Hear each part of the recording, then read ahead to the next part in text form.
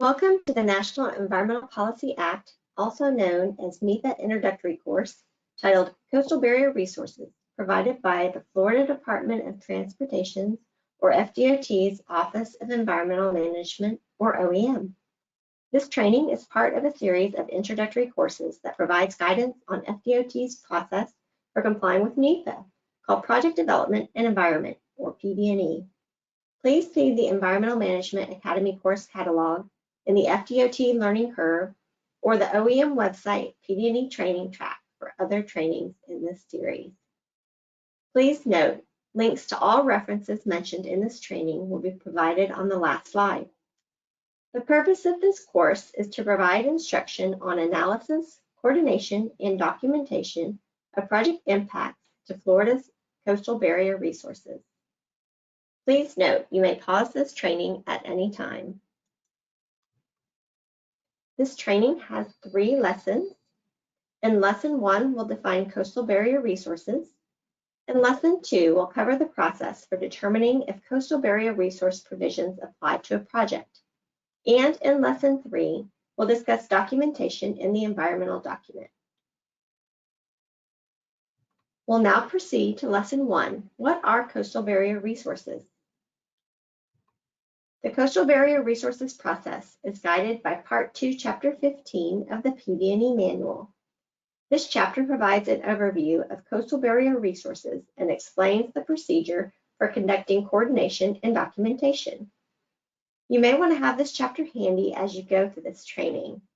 This chapter is available on FDOT's OEM website using the link at the bottom of this slide. Coastal barrier resources are designated undeveloped coastal barriers and their associated aquatic habitat, including wetlands, marshes, estuaries, inlets, and nearshore waters. The U.S. Department of the Interior has established a coastal barrier resource system, creating designated units protected by the Coastal Barrier Resources Act. Undeveloped coastal barriers are depositional geologic features which are comprised of unconsolidated sedimentary material. They are subject to wave, tidal, and wind energies and protect landward aquatic habitats from direct wave attack.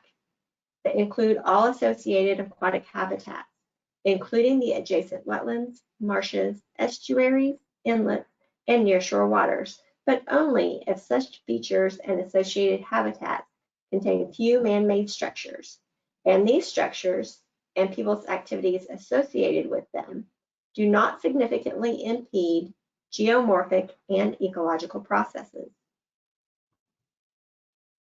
Types of coastal barriers include bay barrier, coastal barriers that connect 2 headlands and enclose a pond, marsh, or other aquatic habitat. Tombolos, which are sand or gravel beaches connected to offshore islands, to each other, or to a mainland. Barrier spits, which are coastal barriers extending into open water attached to mainland at one end. And barrier islands, coastal islands completely detached from mainland. Coastal barrier resources are protected from development and are prohibited from federal expenditures according to the Coastal Barrier Resources Act of 1982, which was later amended by the Coastal Barrier Improvement Act of 1990. The goals of these acts are to 1, minimize the loss of human life by discouraging development in high-risk areas. 2, reduce wasteful expenditure of federal resources. And 3, protect the natural resources associated with coastal barriers. The Coastal Barrier Resources Act is only applicable to federal funded projects.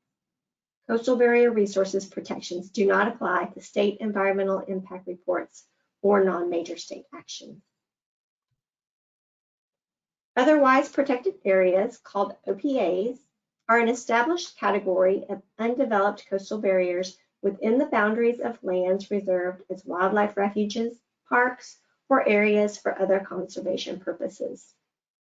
New construction with OPAs cannot receive federal flood insurance unless it conforms to the purposes for which the area is protected. No other restrictions are placed on federal expenditures in these areas. Therefore, the federal funding prohibitions of the Coastal Barrier Resources Act do not apply to these areas. Now let's begin Lesson 2, where we will discuss the process of determining if coastal barrier resource provisions apply to a project.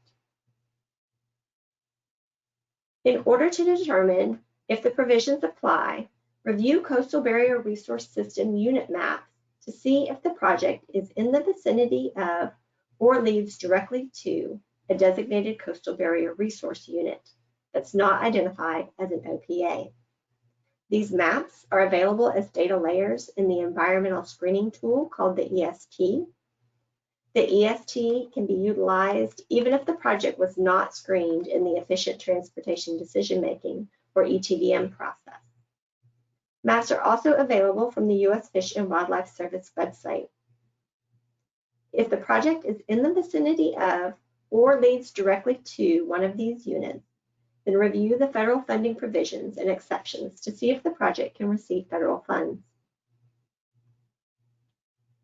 Any form of federal loan, grant, guarantee, insurance, payment, rebate, subsidy, or any form of direct or indirect federal assistance for development in designated coastal barrier units are prohibited by the Coastal Barrier Resources Act, as well as the construction or the purchase of 1.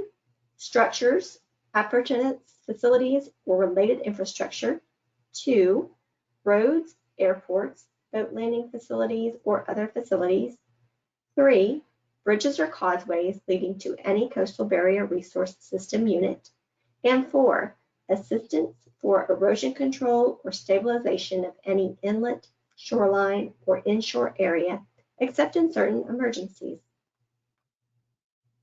Exceptions for coastal barrier resource provisions can be found in Section 6 of the Coastal Barrier Resources Act, which is in 16 U.S.C. Section 3505.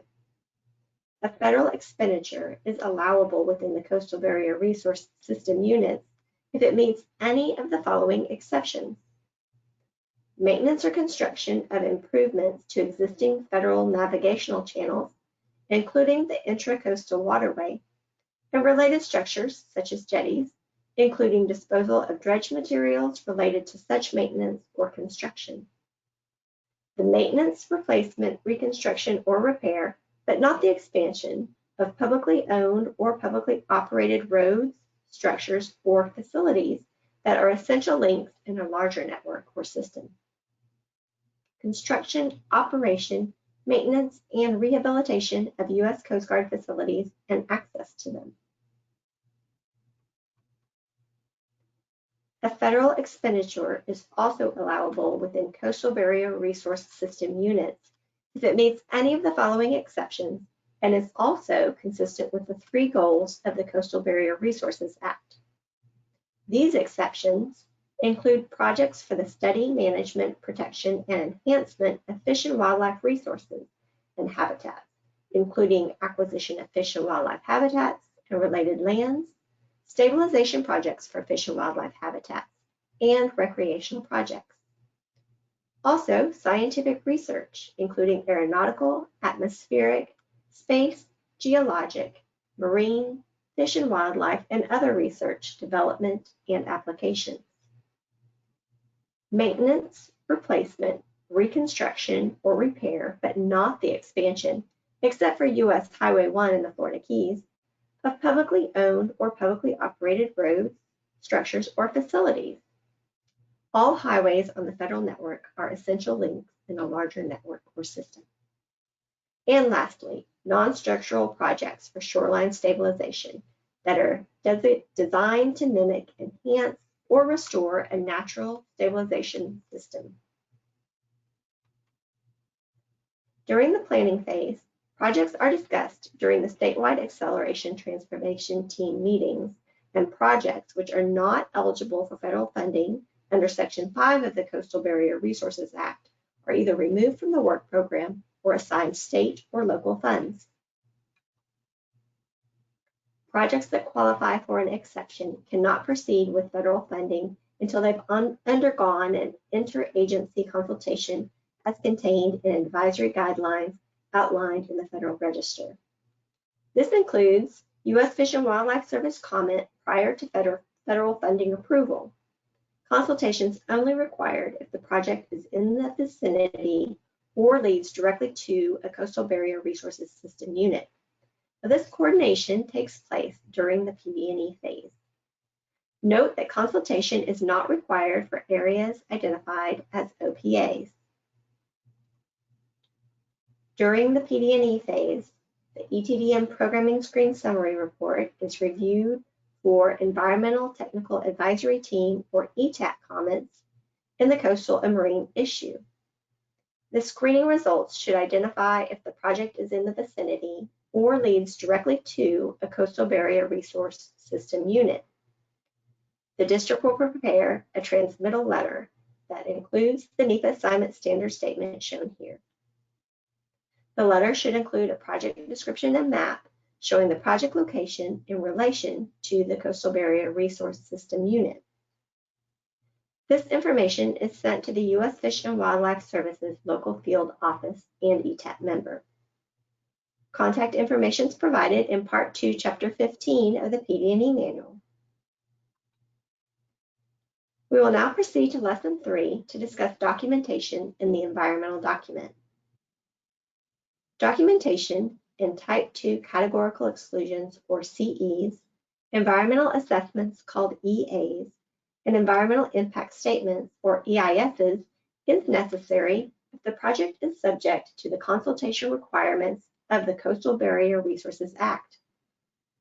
For projects along coastal areas where the provisions of the Act could apply, but the appropriate review has taken place and it's been determined that there is no coastal barrier resource system unit involvement, add the following or similar statement to the Coastal Barrier Resources section of the environmental document accordingly.